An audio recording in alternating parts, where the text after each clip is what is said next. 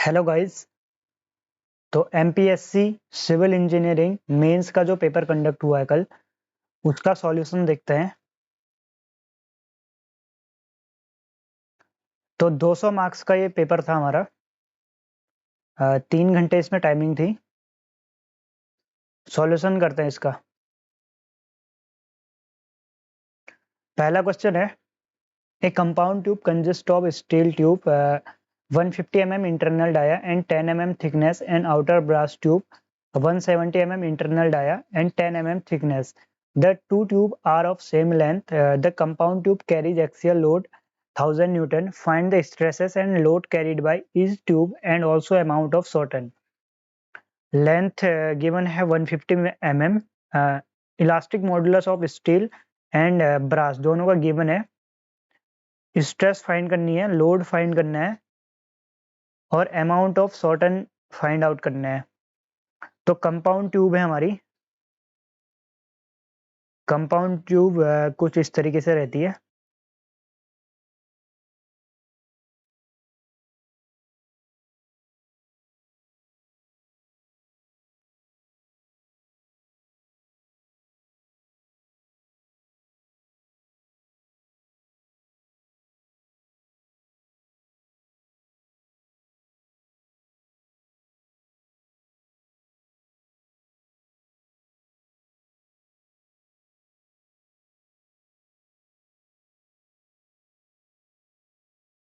एक स्टील की ट्यूब है और एक ब्रास की ट्यूब है।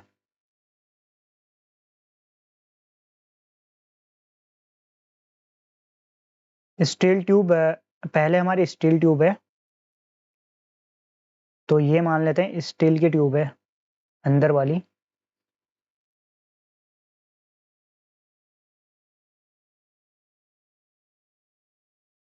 और इसके बाहर से ये हमारी ब्रास की ट्यूब है। 150 mm इंटरनल डाया है स्टील ट्यूब का और 10 mm थिकनेस है। अब 150 mm यानी कि ये डिस्टेंस अब 150 है और 10 mm की थिकनेस है यानी कि ये, ठीक है, ये 10 mm है। उसके बाद कह रहा है outer brass tube 170 mm internal dia 10 mm thickness. Brass tube internal dia है इसका 170 mm।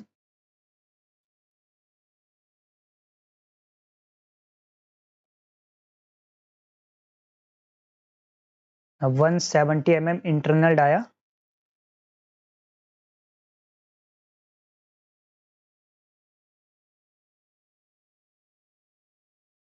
और 10 mm इसकी थिकनेस है। ये भी 10 mm है। इसका जब हम क्रॉस सेक्शन अगर देखेंगे तो इस तरीके का दिखेगा।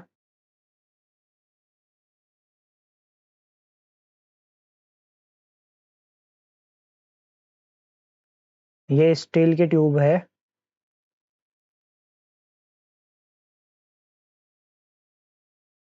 और बाहर से ब्रास की ट्यूब है।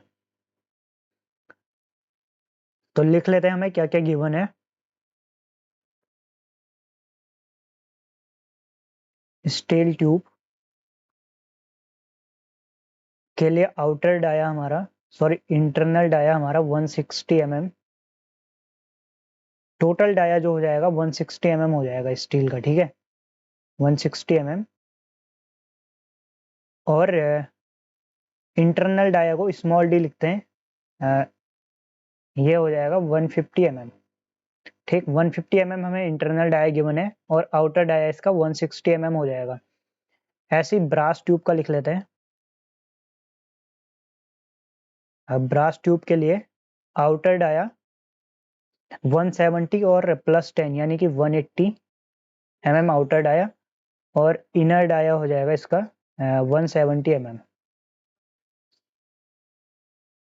लोड हमें गिवन है P is equal to 1000 newton और elastic modulus of steel and brass दोनों का गिवन है। ये 2 × 10⁵ मेगा पास्कल में गिवन है, यानी कि न्यूटन पर mm स्क्वायर, और ये हमें गिवन है 1 × 10⁵ न्यूटन पर mm स्क्वायर। तो सबसे पहले एरिया ऑफ स्टील निकाल लेते हैं। स्टील का कितना एरिया है, that is π/4 into d square minus small d square. π/4 160 का स्क्वायर माइनस 150 का स्क्वायर, तो ये वैल्यू निकल के आएगी 22,500। और पूरा इसे जब सॉल्व करेंगे ये निकल के आ रहा है 17,67,1.45 mm स्क्वायर। ऐसी एरिया ऑफ ब्रास निकालेंगे π/4 इंटू 180 का स्क्वायर माइनस 170 का स्क्वायर, तो ये वैल्यू निकल के आएगी 22,698.006 mm स्क्वायर।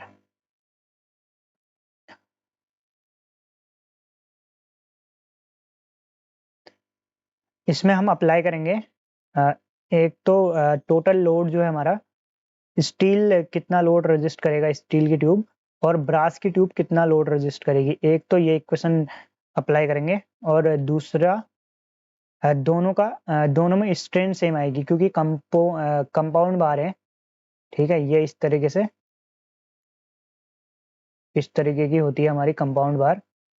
तो स्ट्रेन दोनों में सेम आएगी, या फिर डिफ्लेक्शन दोनों में सेम आएगा, या फिर हम कह लें strain that is epsilon steel और एप्सिलॉन ब्रास, दोनों का सेम रहेगा। ठीक है, तो इससे करते हैं, ये हो जाएगा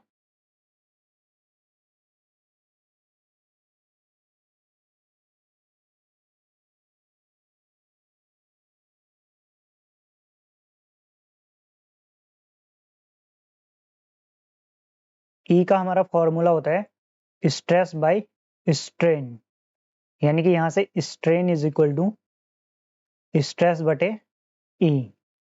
तो यानी कि ई एस की जगह लिख सकते हैं हम सिग्मा एस बटे e s is equal to sigma b बटे ई बी।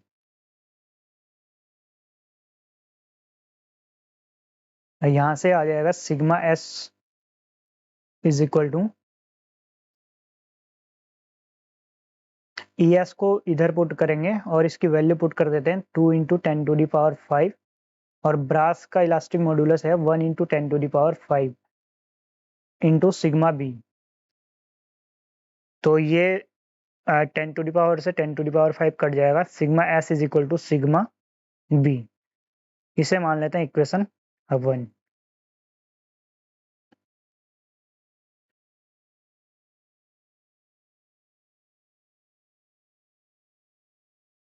नेक्स्ट अब देखते हैं P is equal to P1 plus P2। तो यहां से P1 की जगह हो जाएगा, P1 यानी कि लोड है। ठीक है, स्टील कितना लोड लेगा और ब्रास की ट्यूब में कितना लोड आएगा। तो स्टील की ट्यूब में कितना लोड आएगा, इसे हम लिख सकते हैं sigma s into a s, क्योंकि स्ट्रेस का फॉर्मूला होता है load upon area. Okay, plus sigma b into a b. इसमें सिग्मा एस की जगह हम रख सकते हैं 2 सिग्मा बी, अभी हमने निकाला था, और ए एस की जगह ए एस हमने निकाला है 17,67,1.45 प्लस सिग्मा बी, और एरिया ऑफ ब्रास यानी कि 22।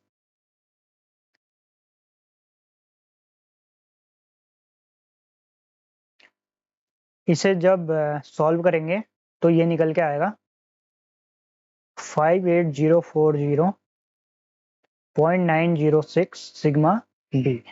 पी की जगह टोटल लोड हमें 1000 न्यूटन गिवन है, यानी कि इसे 1000 पुट कर देते हैं, और यहाँ से सिग्मा बी की वैल्यू निकाल लेंगे, वो आ रही है 0.017229 न्यूटन पर एमएम स्क्वायर या फिर मेगा पास्कल। ऐसी सिग्मा एस की वैल्यू भी निकल जाएगी। ठीक है, सिग्मा एस की वैल्यू निकल के आ रही है 0.034458 न्यूटन पर MM square.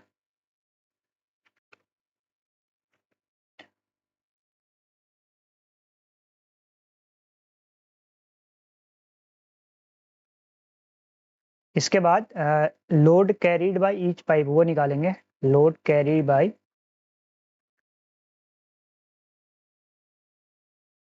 Each pipe. Steel कितना लोड कैरी करेगा, sigma s into a S, यानी कि सिग्मा एस की वैल्यू 0.034458 ये पुट करेंगे और ए एस की वैल्यू पुट करेंगे, दोनों को मल्टीप्लाई करके आएगा 608.92 न्यूटन। ऐसी पी बी निकालेंगे। ब्रास की ट्यूब कितना लोड कैरी करेगी, that is sigma b into a b, तो ये निकल के आएगा 391.06 इतना न्यूटन। ठीक है, तो लोड हमने निकाल लिया। अब निकालते हैं डिफॉर्मेशन कितना आएगा। सिग्मा एस, स्टील की ट्यूब में कितना डिफॉर्मेशन आएगा, तो पी एल बटे ए ई, ये फॉर्मूला होता है। तो पी एस की वैल्यू रखेंगे 608.92। लेंथ हमें गिवन है, लेंथ क्वेश्चन में गिवन है, लेंथ है 150 mm into 150 divided by area of steel 17671.45 into E S 2 into 10⁵ तो इसे सॉल्व करके निकल आ रहा है 0.3534।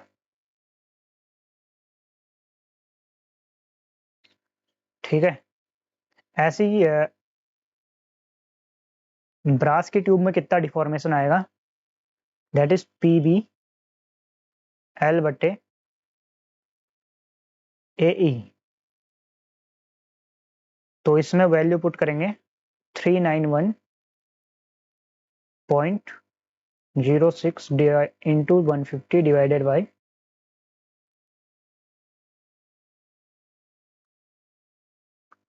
इंटू 10⁵ तो ये निकल के आ रहा है 2 इंटू 58 इंटू 10⁻⁻5।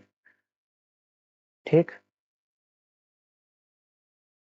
तो ये हमारा इतना डिफॉर्मेशन हो गया और ये डिफॉर्मेशन भी फाइंड हो गया। तो तीन यही चीज निकालनी थी हमें। स्ट्रेस फाइंड आउट करना था, स्ट्रेस हम निकाल चुके हैं।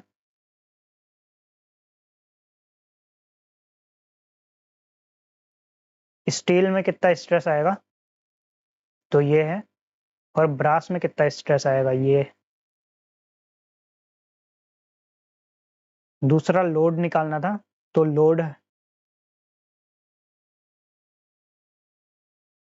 लोड भी ये है,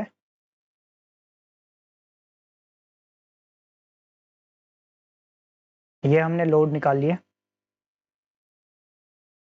और कितना डिफॉर्मेशन कितना आएगा, डेल्टा एस और delta B.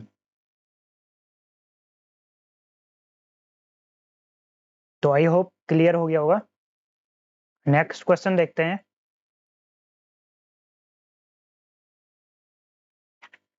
Analyse a continuous beam as shown in figure. तो इस बीम का एनालिसिस करना है। तो ये बीम गिवन है, पहले तो इसे ड्रॉ कर लेते हैं।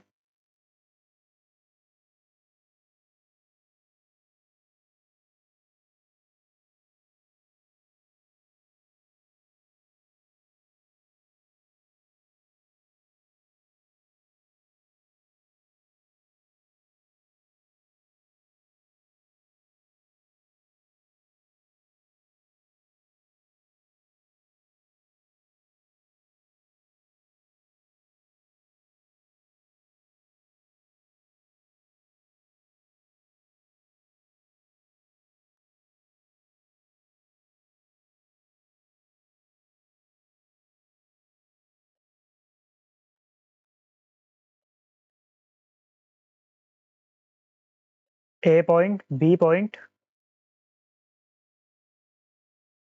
सी, यह है सी पॉइंट।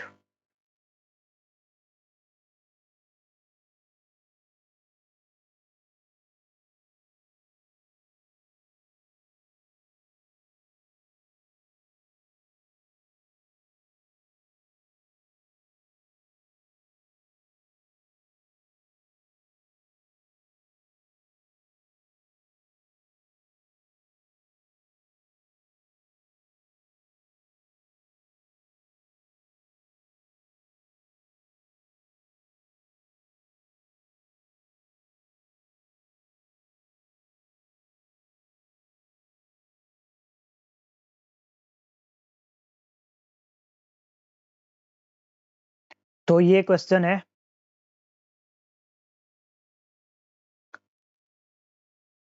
स्ट्रक्चर एनालिसिस, ठीक है, स्ट्रक्चर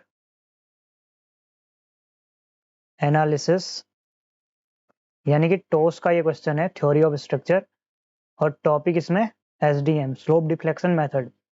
तो इसमें करना क्या होता है, मेंबर एंड मूवमेंट निकालना पड़ता है, मेंबर एंड मूवमेंट निकालना पड़ता है। तो देखते हैं, देखो इसमें कितने मेंबर हैं, दो मेंबर हैं, एक ए बी और एक बी सी, ए बी और बी सी। तो इसमें हम निकालेंगे एक तो मेंबर एंड मूवमेंट, एक तो एम एफ ए बी निकलेगा, ठीक है। जब हम ए पॉइंट को लेंगे तो यहाँ पर से हमारा निकलेगा एम एम ए बी निकलेगा, ठीक है, एम ए बी निकलेगा। दूसरा जब हम बी पॉइंट को लेंगे तो यहाँ से एम बी ए और m b c, m b c ये निकालना है। दूसरा जब हम सी पॉइंट को लेंगे तो एम सी बी, ये चार चीजें फाइंड आउट करनी है।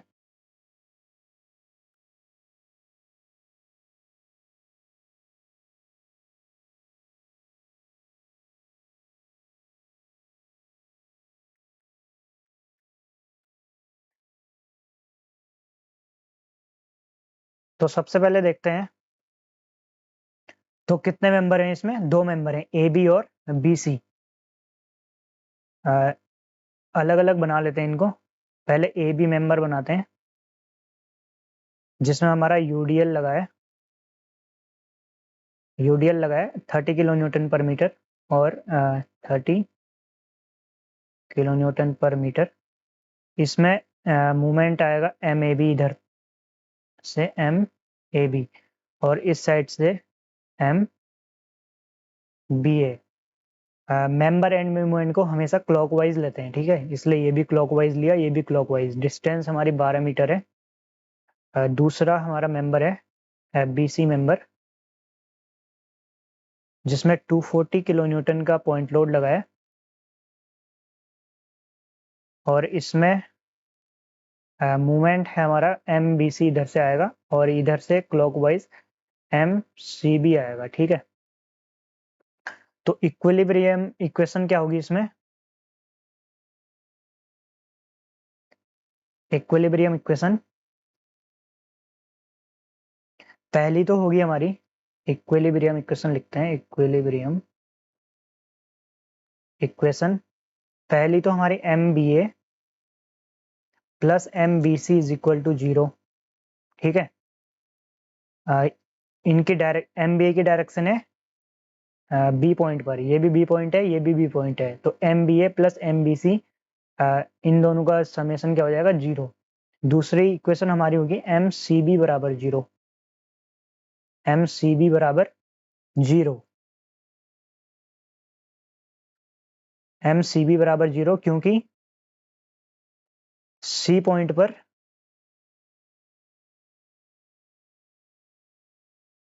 ठीक है, सी पॉइंट पर एम सी बी 0 होगा। नेक्स्ट देखते हैं,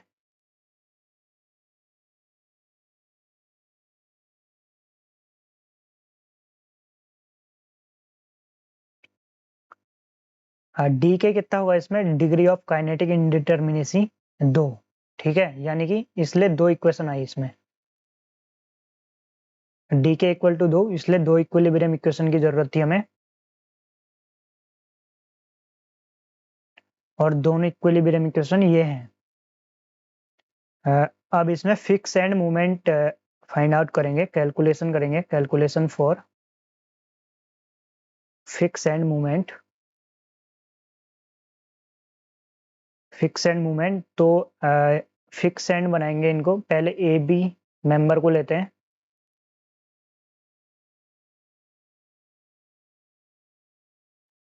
UDL 30 kilo newton per metre, 12 metre distance है। जब तो फिक्स एंड में हमारा कितना मूवमेंट आता है, इधर से तो आएगा एम एफ ए बी, इस तरफ से आएगा हमारा एम एफ बी ए, एम एफ बी ए। तो एम बी ए की वैल्यू कितनी रहेगी हमारी, एम एफ ए बी की वैल्यू, तो एम एफ ए बी की वैल्यू कितनी होगी, डब्ल्यू एल स्क्वायर बटे 12। तो ये वैल्यू ये है anti clockwise, m f a b की डायरेक्शन एंटी क्लॉकवाइज, यानी कि ये नेगेटिव साइन भी और आएगा इसमें। वेट डब्ल्यू की जगह रखेंगे 30, लेंथ हमारा 12, इसका स्क्वायर बटे 12, तो ये वैल्यू निकल के आ रही है माइनस का 360।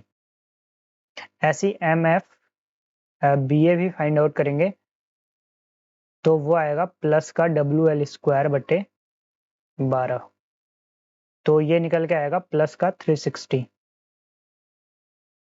अब दूसरे मेंबर की बात करते हैं, बीसी मेंबर, बीसी मेंबर जिसमें पॉइंट लोड लगाया 240 किलो न्यूटन का, और ये डिस्टेंस है हमारी 4 और ये डिस्टेंस है 8। इधर से आएगा एम एफ बी सी, इधर से आएगा m f member force c b. तो एम एफ बी सी की वैल्यू होगी, पी ए, फॉर्मूला क्या होता है, पी ए बी स्क्वायर बटे एल स्क्वायर, ठीक है, बटे एल स्क्वायर, यानी कि एम एफ बी सी बराबर लोड हो जाएगा 240, ए की वैल्यू 4, बी की वैल्यू 8 का स्क्वायर बटे एल, यानी कि टोटल लेंथ होगी 8 + 4 यानी कि 12 का स्क्वायर। ये वैल्यू नेगेटिव रहेगी, तो ये ओवरऑल निकल के आ रहा है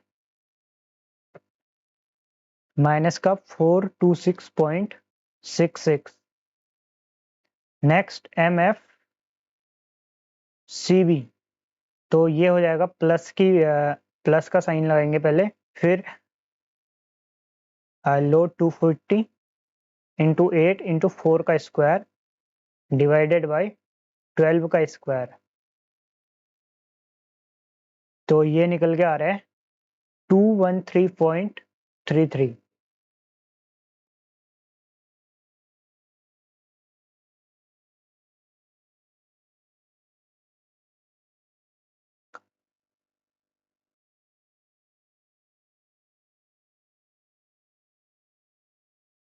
इसके बाद पॉइंट ए हमारा फिक्स सपोर्ट है, ठीक है, पॉइंट ए पर फिक्स सपोर्ट है क्वेश्चन में।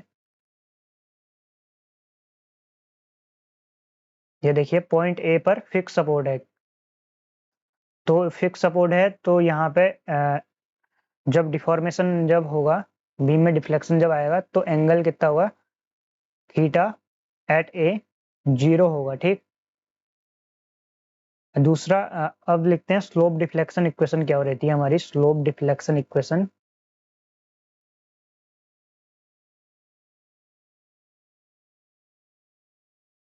तो स्लोप एम बी ए के लिए लिखेंगे पहले, बी ए मेंबर के लिए स्लोप डिफ्लेक्शन इक्वेशन जॉइंट पे लेते हैं, ठीक। तो एम बी ए इसके लिए हो जाएगा एम एफ, फॉर्मूला अप्लाई करेंगे, M f B a plus 2EI बटे L into 2θB plus θA minus 3 delta बटे L। MF BA की वैल्यू है, MF BA की वैल्यू अभी हमने निकाली थी 360 प्लस 2EI बटे L की वैल्यू 12 इंटू 2θV और θA 0 है। डेल्टा कितना डिफॉर्मेशन या डिफ्लेक्शन कितना आया है वो हमें गिवन नहीं है क्वेश्चन में, देख लेते हैं एक बार। तो डिफ्लेक्शन हमें नहीं दिया है तो इसे 0 पुट करेंगे तो ये हो जाएगा 0। ये सॉल्व करके आएगा 360 प्लस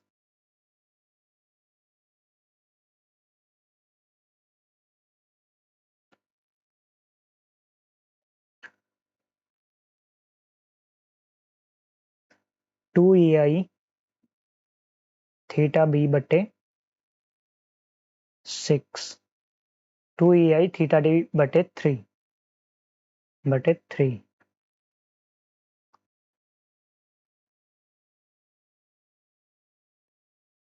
इसे इक्वेशन 1 मान लेते हैं।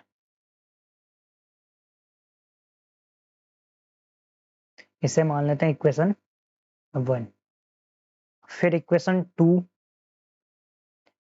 वो निकलेगी हमारी जब हम BA मेंबर को BC मेंबर के लिए करेंगे। जब BA हमने निकाल लिया तो अब BC मेंबर में फॉर्मूला लगाएंगे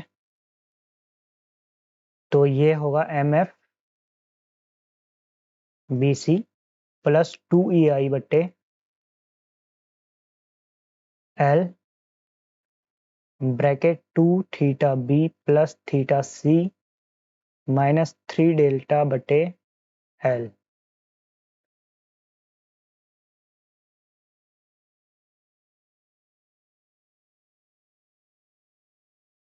MF BC की वैल्यू है माइनस का 426.66 प्लस 2EI बटे L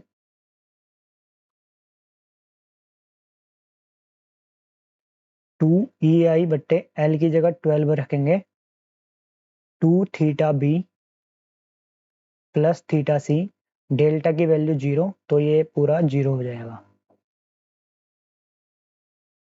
ये निकल के आएगा 2 से कटेगा 6 टाइम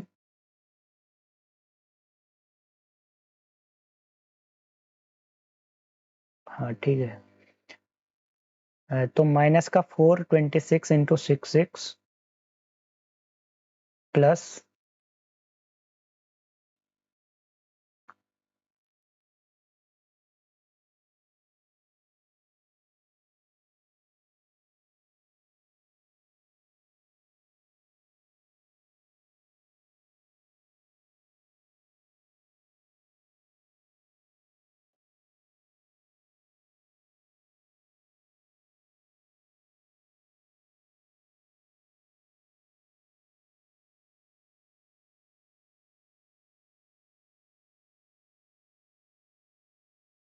इसे मान लेते हैं इक्वेशन 2।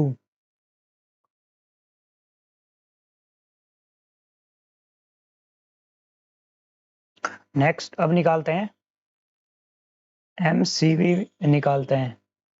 इसमें हो जाएगा फॉर्मूला MFCV प्लस 2EI बटे L into 2θC plus θB minus का 3 डेल्टा बटे L। तो MFCB की वैल्यू 213.33 प्लस 2EI बटे 12 into 2θC plus θB minus 0 213.33 plus EI बटे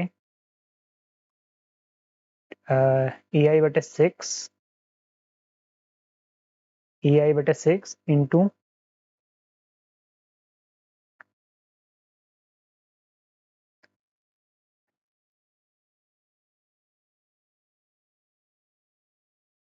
EI(θc) divided by 3 plus EI(θb) divided by 6। इसे इक्वेशन अल्फा मान लेते हैं, ठीक है। MCB इज इक्वल टू ये। नेक्स्ट अब करते हैं MCB की वैल्यू 0 अभी हमने देखी थी MCB की वैल्यू 0, तो ये रही MCB की वैल्यू 0। दूसरी ये इक्वेशन हम अप्लाई करेंगे। पहले MCB की जगह 0 पुट करते हैं, तो MCB की जगह 0 पुट करके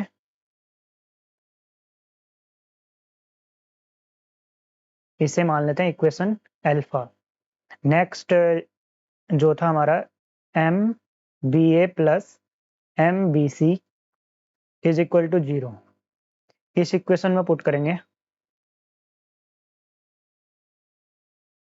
तो MBA की वैल्यू और MBC की वैल्यू दोनों को जोड़ देंगे, तो ये निकल के आ रहा है -66.66 प्लस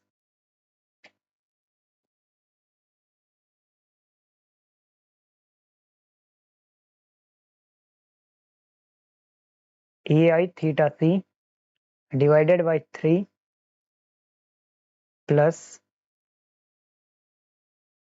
3EI(θb) डिवाइडेड बाय 6, यानी कि ये कट के आ जाएगा 2 इज इक्वल टू 0। इस इक्वेशन को मान लेते हैं अल्फा बीटा, ठीक है। तो अब अल्फा और बीटा इक्वेशन को सॉल्व करके solving equation alpha and beta, तो ये आ रहा है 279.99 plus EI(θb) minus 3EI(θb) divided by 6। तो यहाँ से निकल के आ रहा 2EI(θb) divided by 6 is equal to 279.99। तो यहाँ से थीटा बी की value 839.97 divided by EI divided by EI, तो ये आ गई थीटा बी की वैल्यू। इस वैल्यू को दिस वैल्यू पुट इन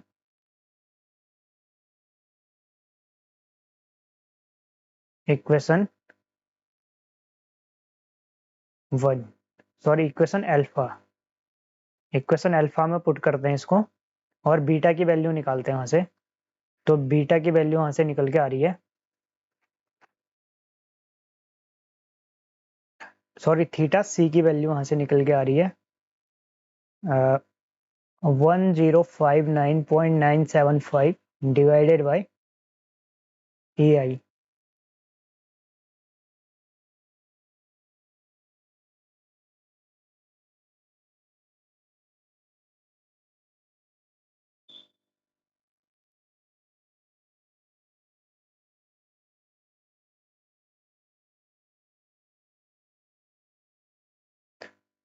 अब इक्वेशन 1 को देखते हैं। From equation 1 MBA is equal to, तो from equation 1 MBA is equal to 360 plus EI/3 839.97 divided by EI। तो MBA की वैल्यू यहाँ से निकल के आ रही है 639.99 किलो न्यूटन इंटू मीटर। तो एक वैल्यू ये निकल के आई MBA की।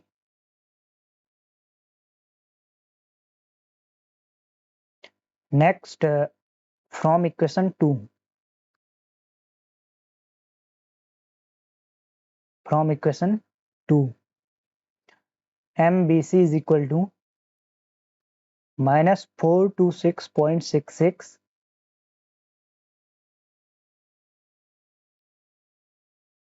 plus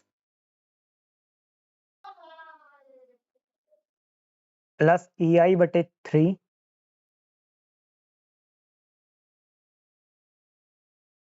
into 839.97 divided by EI plus EI बटे 6 into 1059.975 divided by EI। तो EI से EI कैंसिल और ये वैल्यू निकल के आ रही है MBC is equal to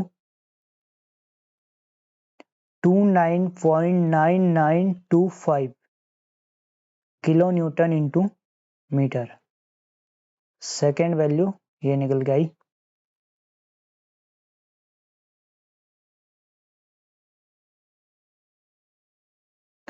next देखते हैं MAB। ये हमने निकाला नहीं है, इसमें दोबारा वही फॉर्मूला अप्लाई करते हैं। MFAB प्लस 2EI बट्टे L into 2 theta A plus theta B minus 3 delta बटे L स्क्वायर। तो MFAB is equal to minus का 360 प्लस 2EI बटे 12 इंटू थीटा ए की वैल्यू 0 है, थीटा ए की वैल्यू 0 है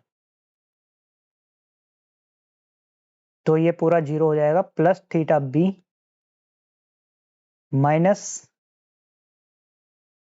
डेल्टा की वैल्यू 0 तो ये पूरा 0। तो माइनस 360 प्लस EI बटे 6 थीटा बी।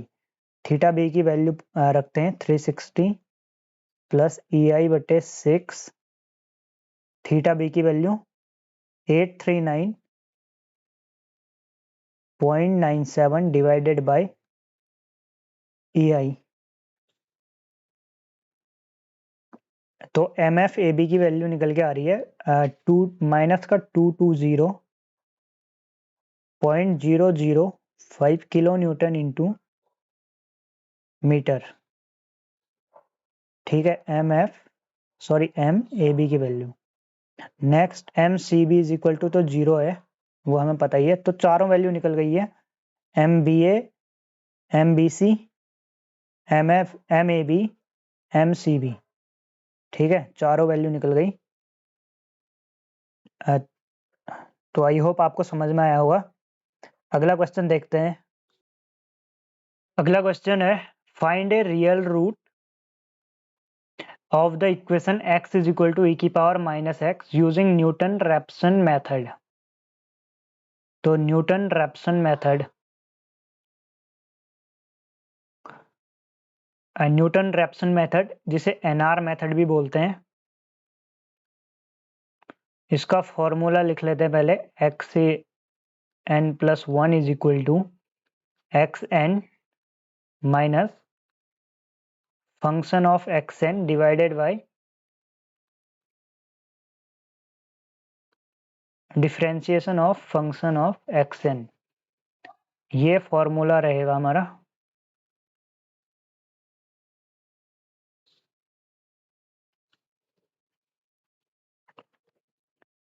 अब क्वेश्चन हमें गिवन है x is equal to e की पावर माइनस x। इसे हम क्या लिख सकते हैं, x is equal to 1 upon e की पावर x, या फिर ई एक्स जब वहां जाएगा तो फंक्शन क्या हो जाएगा हमारा, function is equal to x into e की पावर x, और इसका डिफरेंशिएशन यानी कि एफ डैश एक्स ये निकल के आएगा x इंटू ई की पावर x प्लस ई की पावर x। ठीक है, अब दो ऐसी वैल्यू देखते हैं जहां पे निगेटिव और पॉजिटिव आए। ठीक, दो ऐसी वैल्यू जहां पे निगेटिव और पॉजिटिव आए। तो f0 पहले पुट करते हैं, f0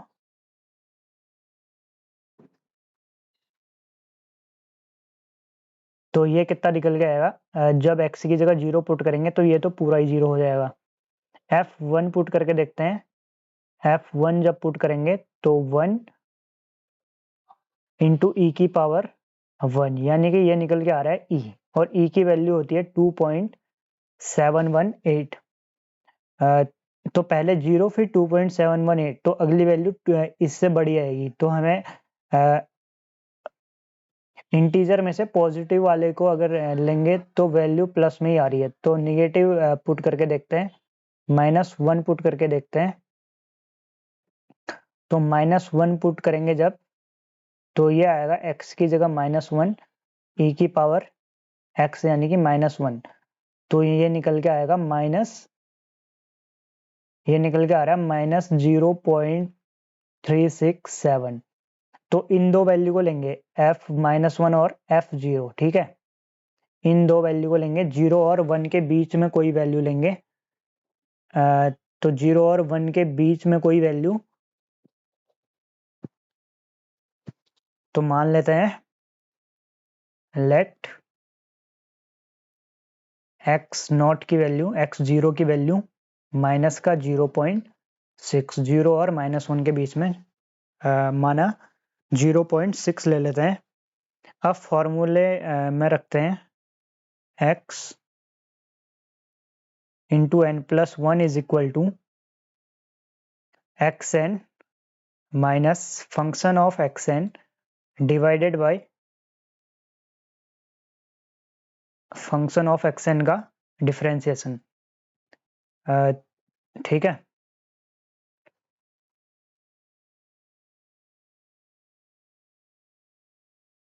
तो इसमें वैल्यू पुट करते हैं, एफ डैश एक्सएन की जगह रखेंगे, एफ डैश एक्सएन की जगह ये वैल्यू, एक्सएन तो ऐसे ही रहेगा, माइनस फंक्शन ऑफ एक्सएन यानी कि एक्स की जगह एक्सएन रख देना है, तो एक्सएन इंटू ई की power x n divided by x n into e की पावर एक्सएन प्लस ई की पावर एक्सएन। क्लियर है, तो ये इसे बटे 1 कर लेते हैं और लॉस ऑफ ले लेते हैं, एक्सएन ई की पावर एक्सएन प्लस ई की पावर एक्सएन, ऊपर आ जाएगा एक्सएन ई की पावर एक्सएन, ई की पावर एक्सएन, एक और आएगा एक्सएन, एक और आएगा, तो एक्सएन का स्क्वायर हो जाएगा ये, प्लस एक्सएन इंटू ई की power x n minus x n into e की पावर एक्सएन, तो ये कैंसिल हो गया, एक्सएन ई की पावर एक्सएन, बचा क्या, एक्सएन ई की power x n divided by x n e की पावर एक्सएन प्लस ई की power xn.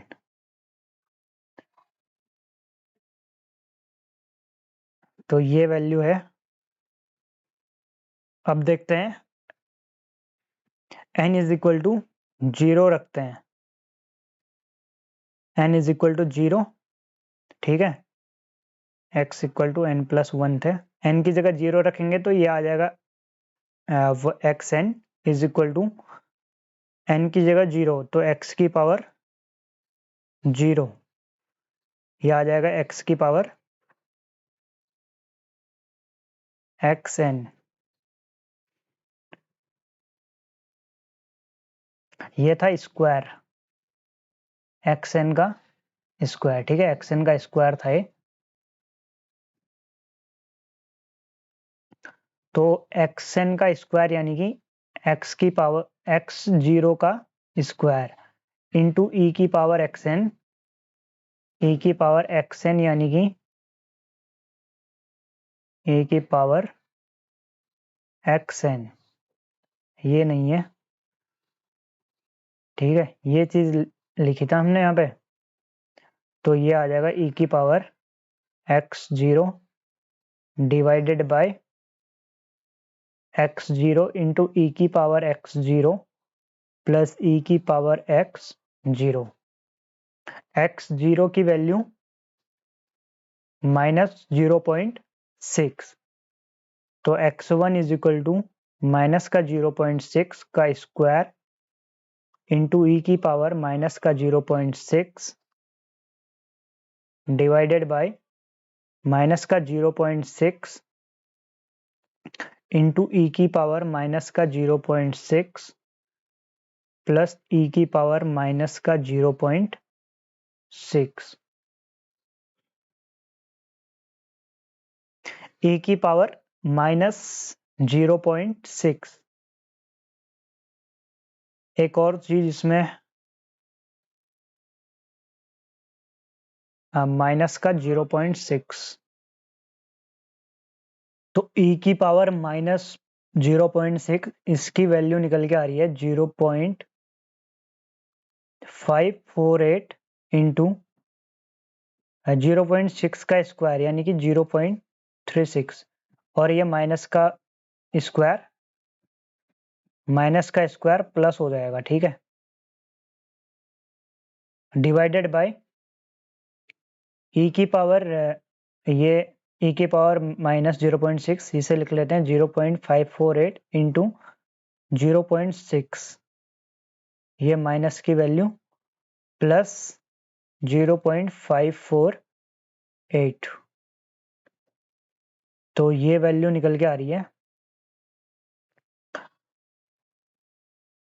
0.19728 divided by 0.2192, that is 0.9। ठीक है, तो 0.9 इसका करेक्ट आंसर है। नेक्स्ट क्वेश्चन देखते हैं। A 3-inch parabolic arc of 20 meter span and 3 meter rise is carrying a point load of 100 kilonewton and 7.5 meter from left support. Find the value of horizontal thrust and bending moment at 7.5 meter from right support. तो 3-inch parabolic arc है, इस तरीके का होगा कुछ। ये एक hinge लगा हुआ है, एक हिंज इधर लगा हुआ, एक हिंज यहाँ पे लगा हुआ, और ये डिस्टेंस है हमारी 20 मीटर।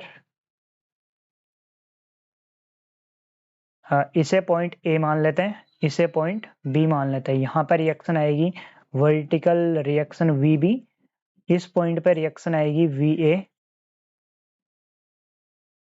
वीए, और हॉरिजॉन्टल रिएक्शन यहाँ पे एच ए मान लेते हैं, एच ए पॉइंट पर h a horizontal reaction, b point पर एच बी हॉरिजॉन्टल रिएक्शन, और ये जो है 3 मीटर हाइट है इसकी, 3 मीटर हाइट है। फिर कह रहा है क्वेश्चन में carrying a point load of 100 kilonewton at 7.5 meter from left support। Left support से 7.5 मीटर दूरी पे 100 किलोन्यूटन का पॉइंट लोड लगा है। ये डिस्टेंस है हमारी यहाँ से लेके यहाँ तक। ठीक है, ये डिस्टेंस हमारी 7.5 मीटर, 7.5 मीटर। और ये ठीक है, और क्या कह रहा है, find the value of horizontal thrust and bending movement at 7.5 metre from right support. Right support से 7.5 मीटर दूरी पे यहाँ पे, तो ये 7.5 मीटर, इस दूरी पे हमें यहाँ पे बेंडिंग मोमेंट फाइंड करना है। ये लगा नहीं है, फाइंड करेंगे। अभी इसे हटा देते हैं फिलहाल के लिए। ये डिस्टेंस हमारी बच गई, ये डिस्टेंस बची हमारी 5 मीटर। तो डायग्राम समझ में आया होगा आपको। अब देखते हैं, देखिए इसे कैसे सॉल्व करेंगे। सबसे पहले तो VA प्लस VB रिएक्शन लिख लेते हैं, इज इक्वल टू 100। ठीक है, एक ही लोड लगाया है 100 किलो न्यूटन का, और VA की वैल्यू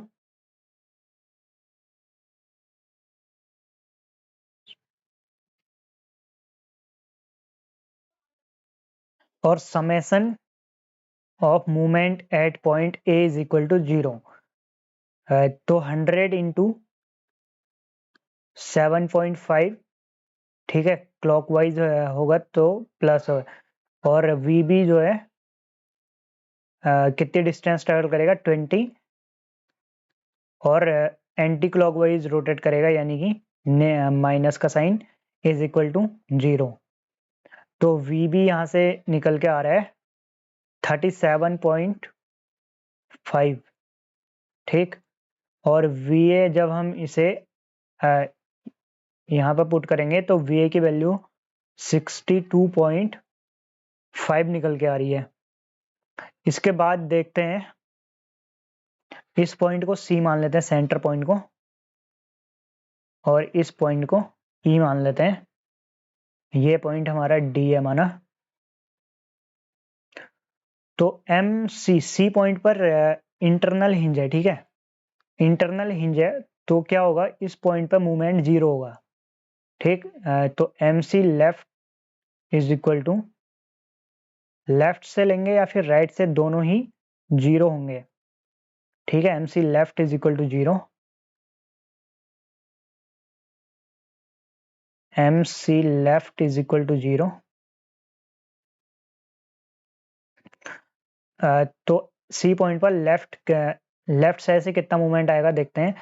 एक तो HA मूवमेंट हमारा, HA हॉरिजॉन्टल रिएक्शन, ये करेगा हमारा कितना, 3 इंटू 3HA, एंटी क्लॉकवाइज है तो माइनस का 3HA, प्लस VA की वैल्यू 62.5 इंटू 10 क्लॉकवाइज, और 100 किलो न्यूटन का लोड, ठीक है, 100 किलो न्यूटन का लोड, माइनस का साइन 100 इंटू, ये डिस्टेंस होगी हमारी 2.5, ये डिस्टेंस 2.5 मीटर। तो 100 इंटू 2.5 इज इक्वल टू 0। तो HA की वैल्यू यहाँ से निकल के आ रही है 125 किलो न्यूटन। तो हॉरिजॉन्टल थ्रस्ट हमें निकालना था क्वेश्चन में, तो HA तो निकल गया, HB और निकालना है, ठीक है। तो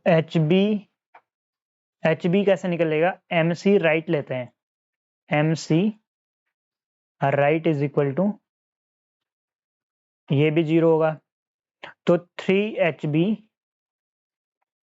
minus 10 into 37.5 is equal to 0। तो HB इज इक्वल टू, ये भी 125 किलो न्यूटन निकल के आ रहा है। तो HA और HB तो हमने निकाल दिए। नेक्स्ट अब देखते हैं, E पॉइंट पर हमें मूवमेंट फाइंड आउट करना है, E पॉइंट पे मूवमेंट फाइंड आउट करना है। तो E पॉइंट पे जब सेक्शन कट होगा, ठीक है, ये हमारा C पॉइंट है, E पॉइंट पे जब सेक्शन कट होगा,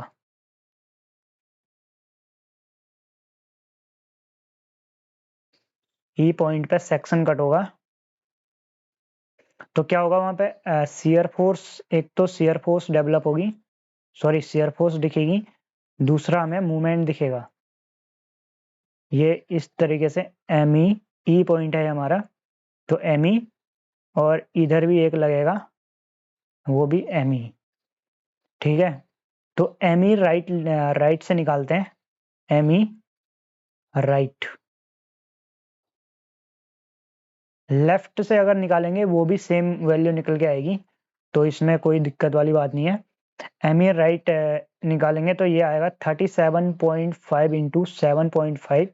ठीक है, 7.5 मीटर ये डिस्टेंस है, माइनस का 125 इंटू 3, तो ये निकल के आ रहा है माइनस का 93.75 किलो न्यूटन इंटू मीटर। तो ये वैल्यू, यही आंसर है। ठीक है, ये निकल गया हमारा ये है। इसे जब हम निकालेंगे तो ये आएगा, प्लस की वैल्यू आएगी और ये इतना ही आएगी। अगर चेक कर लेते हैं, एम ई लेफ्ट अगर हम ये देखेंगे तो ये रहेगा हमारा माइनस का 100 इंटू 5। ठीक है, ये पॉइंट लोड की वजह से प्लस का 62.5 इंटू 12.5, तो ये आएगा, सॉरी एक और है, माइनस 125 इंटू 3, तो ये भी निकल के आ रहा है 93.75। ठीक है, 93.75, तो ये वैल्यू निकल के आ रही है माइनस का 93.75, ये भी माइनस का 93.75। तो इसका क्या मतलब है, जो यहाँ पे मूवमेंट है माइनस, यानी कि एंटी क्लॉकवाइज यहाँ पे मूवमेंट रहेगा हमारा इस तरीके से। ठीक है, तो आई होप क्लियर होगा। नेक्स्ट क्वेश्चन देखते हैं। ये कह रहा है explain the term plastic hinge and plastic collapse. तो प्लास्टिक हिंज क्या होता है हमारा, जब हम कोई मटेरियल या कोई बीम वगैरह अगर है हमारी, इसे जब अगर सेंटर से अगर पॉइंट लोड लग रहा है तो ये क्या होगा, इस तरीके से बेंड करेगी। ठीक है, इस तरीके से बेंड होगी। एक पॉइंट कब आएगा, जब ऐसा आएगा जब ये इस तरीके से हिंज डेवलप हो जाएगा इसमें। ठीक है, यानी कि ब्रेक हो जाएगी। और एक और इससे अगर फर्दर अगर और आगे अगर लोड हम लगाएंगे तो ये क्या करेगी, कोलैप्स कर जाएगी बीम। ठीक है, कोलैप्स कर जाएगी। ये पॉइंट है हमारा प्लास्टिक हिंज का पॉइंट। और जो इसके बाद अगर लोड अप्लाई करेंगे तो वो रहेगा हमारा प्लास्टिक कोलैप्स। ठीक है, तो इसे आप देख सकते हैं। अगला है explain factor to be considered for selection of equipment in construction industry. तो क्या क्या फैक्टर होते हैं, versatility and adaptability of the equipment, पहला तो ये हो गया। दूसरा क्या रहता है हमारा, मेंटेनेबिलिटी ऑफ द इक्विपमेंट। तीसरा पॉइंट हमारा हो जाएगा the efficiency of the operation with the equipment. ठीक है, और हो सकता है how often part are replaced, और एक हो सकता है कॉस्ट ऑफ द इक्विपमेंट। ठीक है, इस तरीके से पॉइंट बना के आप लिख सकते हो। तो अगला क्वेश्चन है हमारा, derive the relation for beam deflection of simply supported beam carries uniformly distributed load W kilo newton per metre over entire span. ठीक है, सिंपली सपोर्टेड बीम हमारी है और यूनिफॉर्मली डिस्ट्रीब्यूटेड लोड उसमें लग रहा है, और हमें फाइंड आउट करना है डिफ्लेक्शन और कितना उसमें डिफ्लेक्शन ही फाइंड आउट करना है। तो देखते हैं इसमें स्लोप डिफ्लेक्शन मेथड से करेंगे इसको।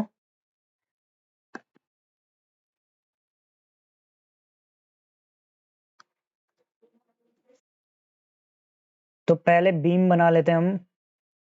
बीम है हमारी, सिंपली सपोर्टेड बीम है, यूडीएल लगा हुआ है ऊपर से। इसे पॉइंट ए मान लेते हैं, इसे पॉइंट बी मान लेते हैं। यहाँ पे रिएक्शन आर ए निकल के आएगी, यहाँ पे आर बी रिएक्शन है। ये लोड मान लेते हैं W kilo newton per metre, और कोई सेक्शन इसमें कट कर लेते हैं, सेक्शन XX। तो सेक्शन XX ये कट कर लिया, और ये डिस्टेंस मान लेते हैं, X डिस्टेंस है। ठीक है, और ये मान लेते हैं L इसकी लेंथ है। तो RA और RB की वैल्यू कितनी निकल के आएगी? WL/2। कैसे निकलेगी? RA plus RB is equal to, load है W पर मीटर लेंथ है, लेंथ कितनी है? L, तो WL और sigma MA is equal to 0 जब हम करेंगे तो यहाँ से माइनस का LRB प्लस का WL into L/2 is equal to 0। तो RB is equal to WL/2 और RA इज इक्वल टू भी इतना ही रहेगा। ठीक है, अब देखते हैं मूवमेंट लेते हैं about x plane. X x section हमने कट किया ना, तो यहाँ पे MXX is equal to XRA minus WX into X/2। तो ये होगा WL/X/2 माइनस का WX²/2। फिर फॉर्मूला अप्लाई करेंगे। फॉर्मूला क्या रहता है हमारा? EI डबल इंटीग्रेशन का मैं formula EI d2y/dx2 is equal to M। ठीक है, मूवमेंट हम ले रहे हैं XX प्लेन पे, तो इसे लिख लेते हैं MXX। तो M की वैल्यू ये पुट कर देंगे यहाँ पे, WL/X/2 माइनस का WX²/2 d2y/dx। इंटीग्रेशन इसका आप करते हैं, इंटीग्रेशन 2 बार इंटीग्रेशन करना पड़ता है। एक बार इंटीग्रेशन करेंगे तो वो निकल के आता है स्लोप, और दूसरी बार जब इंटीग्रेशन करेंगे तो वो हमारा डिफ्लेक्शन निकल के आता है। ठीक है, तो इंटीग्रेशन इसका करेंगे, EI तो कांस्टेंट है ऐसे ही रहेगा, d2y/dx2 का हो जाएगा dy/dx और WL/2 कांस्टेंट है, x का इंटीग्रेशन हो जाएगा x²/2 माइनस W/2 x² का हो जाएगा x³/3 प्लस एक कांस्टेंट आएगा C1। ठीक है, तो ये निकल के आ रहा है, हाँ C1 अब इसमें फाइंड करेंगे। ठीक है, C1 कैसे फाइंड होगा? बाउंड्री कंडीशन अप्लाई करेंगे। बाउंड्री कंडीशन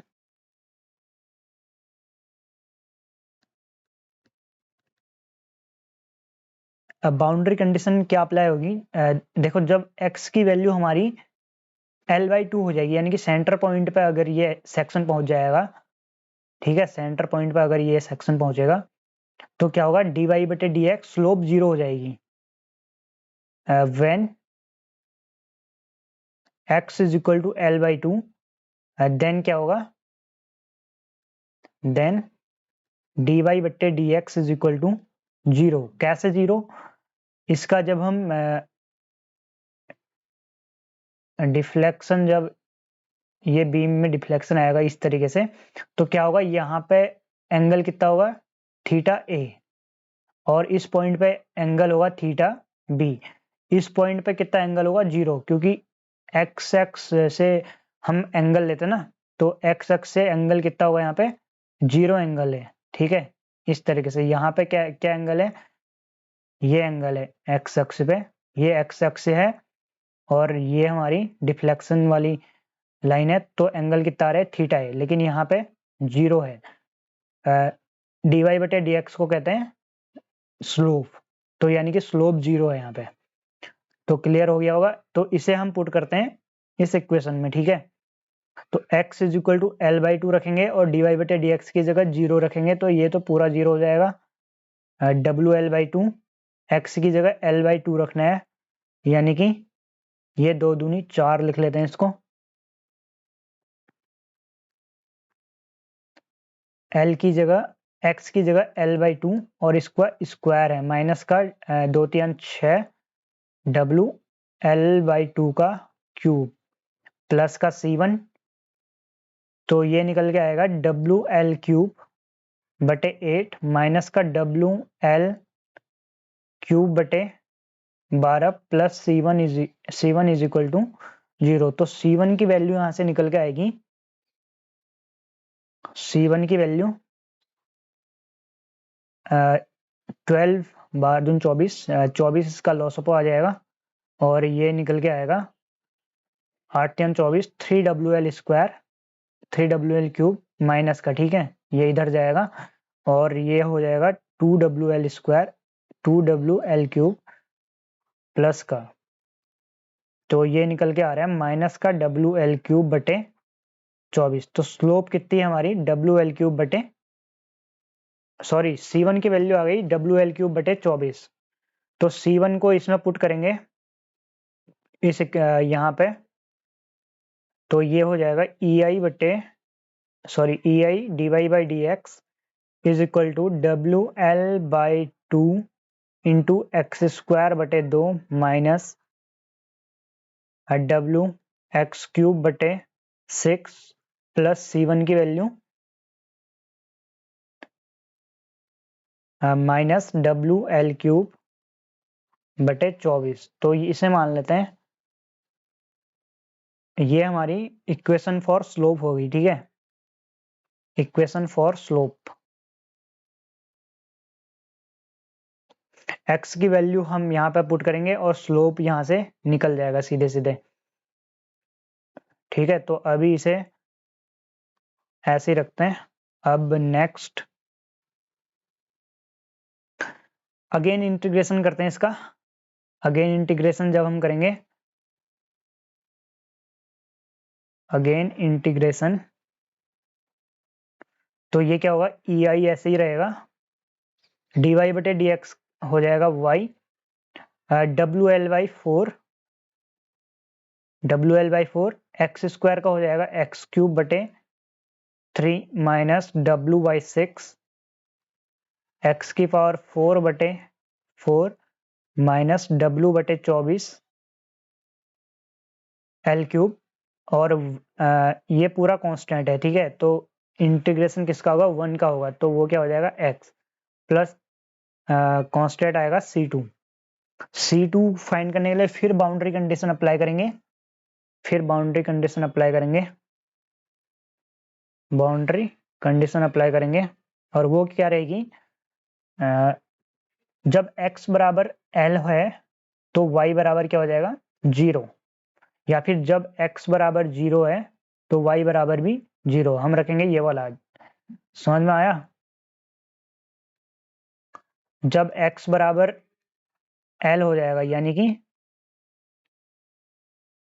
ये x जब L के बराबर हो जाएगा, यानी कि यहां से चले इस पॉइंट तक जब हम पहुंच जाएंगे तो यानी कि हम B पॉइंट पे पहुंच जाएंगे, ठीक है। तो x इक्वल टू L हो जाएगा और इस पॉइंट पे स्लोप कितनी, सॉरी डिफ्लेक्शन कितना होगा 0, क्योंकि यहाँ पे सपोर्ट है, ठीक है। B पॉइंट पे सपोर्ट है तो B पॉइंट पे डिफ्लेक्शन 0 होगा, यानी कि y 0 होगा।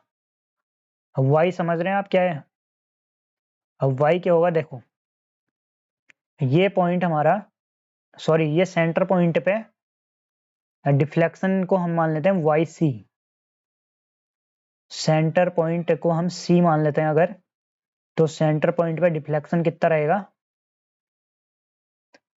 YC डिफ्लेक्शन रहेगा। और इस पॉइंट पे तो y मिल ही नहीं रहा है, तो y क्या हो जाएगा यहाँ पे 0। यहाँ A पॉइंट पर भी y बराबर 0, लेकिन C पॉइंट पे y is equal to YC या फिर y मैक्स, ठीक है।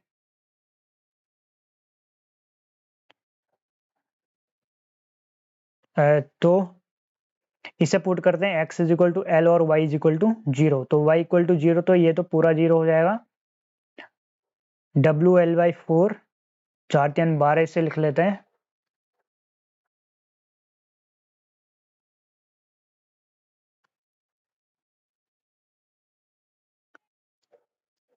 अब 12 x³ x की जगह L, यानी कि ये हो जाएगा L³, तो ये हो जाएगा L की पावर 4 माइनस W/24 L की पावर 4 माइनस W L की पावर 4 डिवाइडेड बाय 24।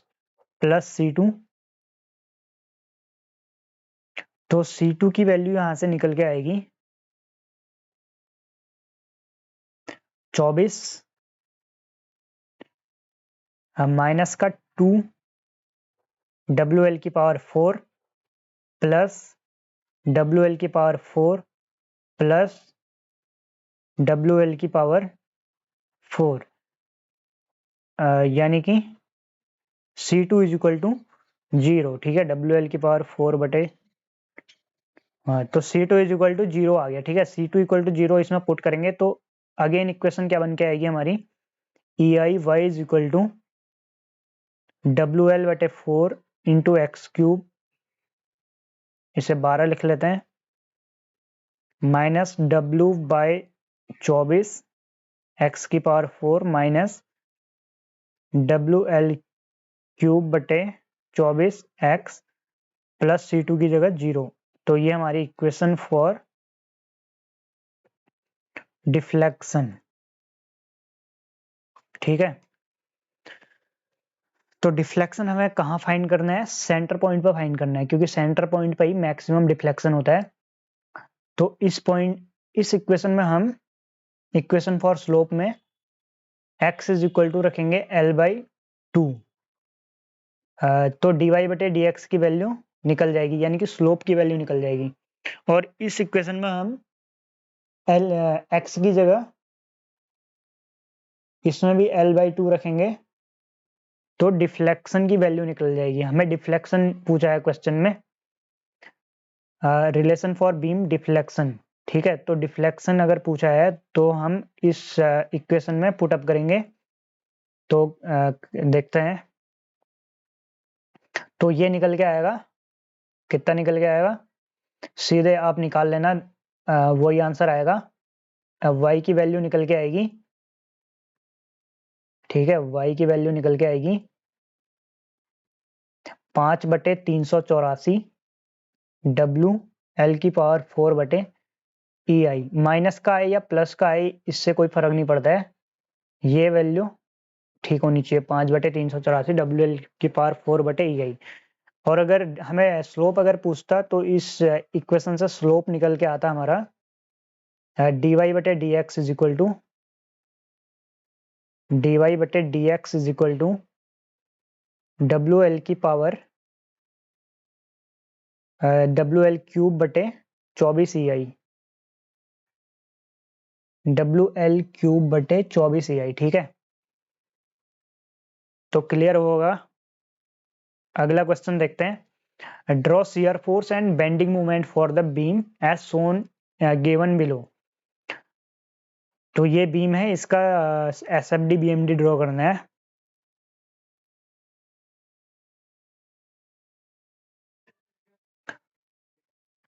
पहले ड्रॉ कर लेते हैं बीम को।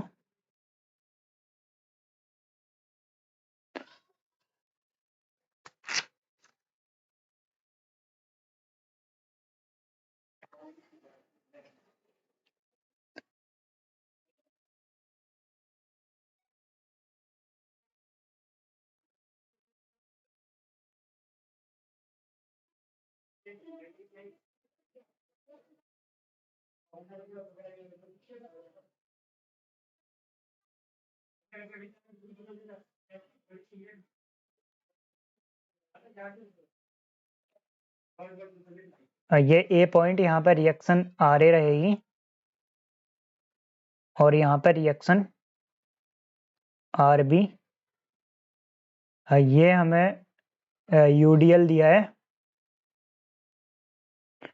80 kilo newton per metre.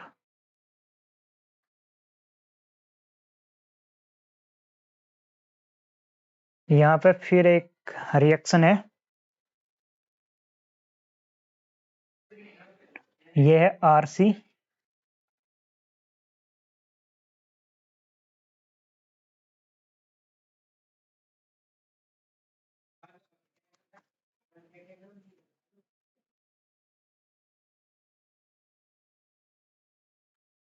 RB यहाँ पे इस तरीके से नहीं है, यहाँ पे 15 किलो न्यूटन का लोड लगा हुआ है, 15 किलो न्यूटन का पॉइंट लोड है। ये 2 मीटर डिस्टेंस है। बी पॉइंट यहाँ पर है, ये 3 मीटर डिस्टेंस है, ये भी 3 मीटर डिस्टेंस है। ये पॉइंट ए, इस पॉइंट को मान लेते हैं पॉइंट डी। इसका एस एफ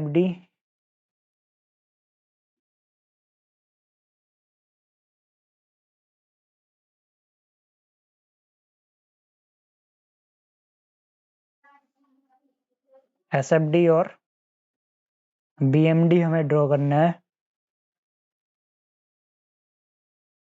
ठीक है, तो सबसे पहले रिएक्शन हम फाइंड कर लेते हैं आर ए और आर बी। तो r a plus r b, r a plus r c है इसमें। ठीक है, r a plus r c is equal to, एक तो 80 किलो न्यूटन का लोड है और कितनी लेंथ में 3 मीटर, और दूसरा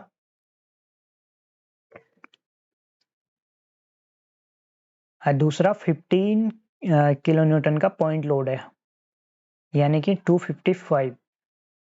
फिर summation of movement at a is equal to 0। तो 240 into 3/2, 240 into 3/2 minus 6 r c plus 8 into 15 is equal to 0।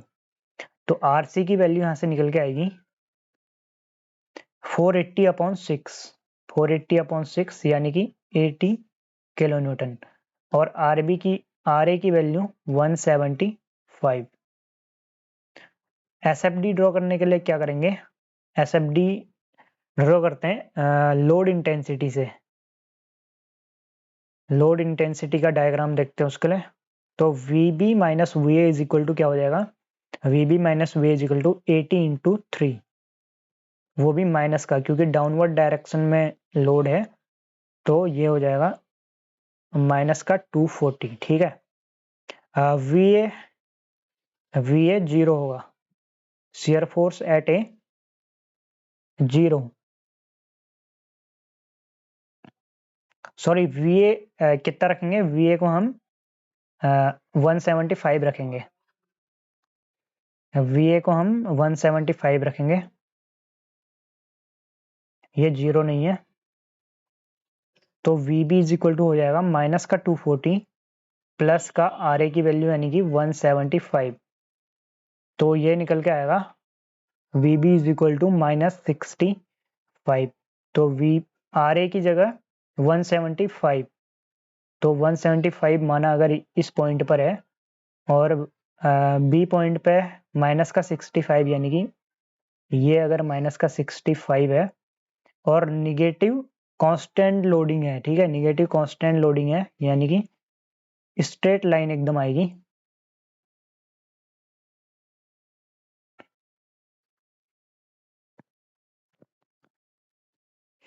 उसके बाद कोई लोडिंग नहीं है बी से सी पॉइंट तक, ये सी पॉइंट है, तो ये इस तरीके से आएगा। और सी पॉइंट पे फाइंड कर लेते हैं, सी पॉइंट पे कितना हो जाएगा, सी पॉइंट पे यानी कि आर सी की वैल्यू है 80, तो यानी कि 80 पॉइंट तक ये 80 अगर यहाँ पे है तो इस तरीके से ये आएगा। ठीक है, उसके बाद डी पॉइंट तक कोई लोड नहीं है, और कितना नीचे है, 15 नीचे है, ये 80 ऊपर था। ठीक है, यानी कि 65, तो यहाँ से यहाँ तक 65 हो गया, बच्चा कितना, 15। तो ये ठीक है, ये है हमारा 15, ये पॉजिटिव, ये भी पॉजिटिव, ये निगेटिव और ये भी निगेटिव। ठीक है, इस पॉइंट को हम इस पॉइंट को ई मान लेते हैं और ये डिस्टेंस एक्स मान लेते हैं। टोटल 3 है, तो यानी कि ये हो जाएगा 3 माइनस एक्स। इसे फाइंड कर लेते हैं, ये कितना होगा, अलग इसको बना लेते हैं यहाँ पे।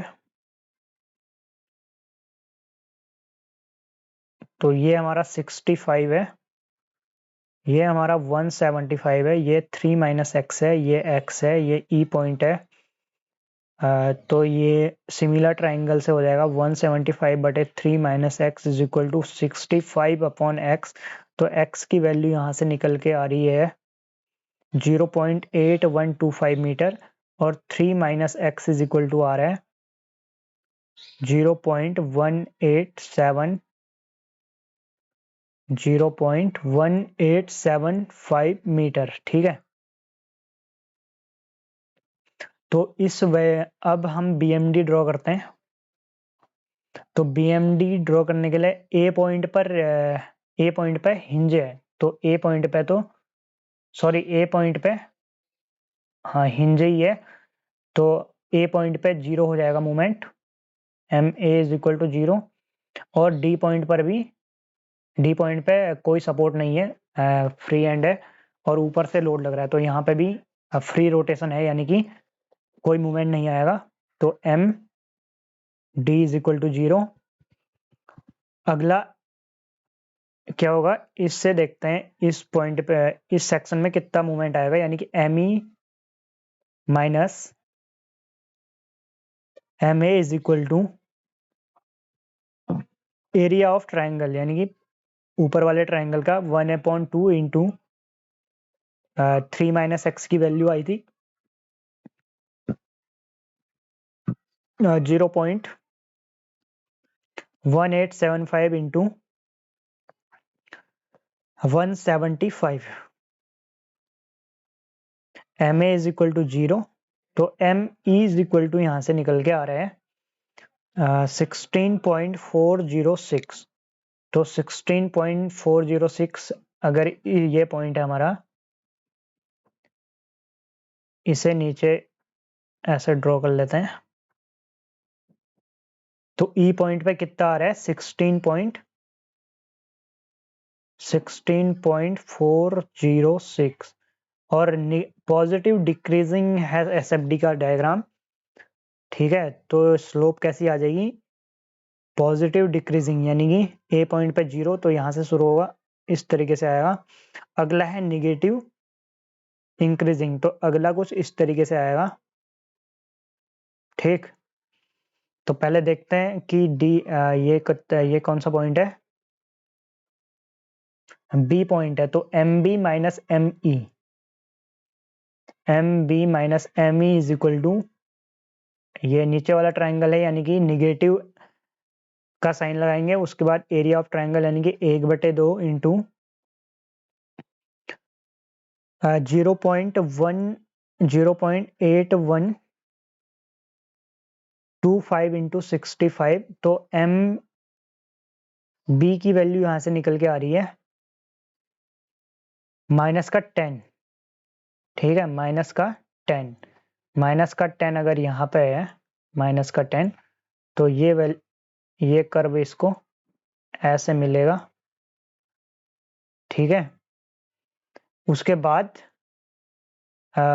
ये पॉइंट है हमारा C पॉइंट, तो C पॉइंट पे कितना मूवमेंट आएगा, MC minus MB is equal to ये हमारा रेक्टेंगल है, तो रेक्टेंगल का एरिया कितना हो जाएगा, -65 इंटू 3 और MC इज इक्वल टू 0, नहीं MC माइनस MB ना, MB की वैल्यू -10 पुट करेंगे तो ये हो जाएगा +10, MC इज इक्वल टू -195, तो MC इज इक्वल टू -185। ठीक है, -185 यानी कि अगर -185 यहाँ पर है तो ये कैसे मिलेगा, स्ट्रेट लाइन बन के आएगी ऐसे, और इस पॉइंट पे मूवमेंट 0 है, तो ये इस तरीके का बेंडिंग मूवमेंट डायग्राम आएगा। ये हमारा BMD है और ये हमारा SFD है। तो क्लियर होगा आपको, ठीक है, समझ में आया होगा।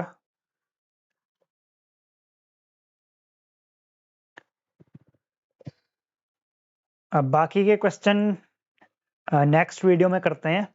ठीक है, पार्ट 2 इसका जल्दी आएगा, तो कमेंट सेक्शन में बता देना अगर आपको पार्ट 2 भी इसका चाहिए तो। तो मिलते हैं अगली वीडियो में।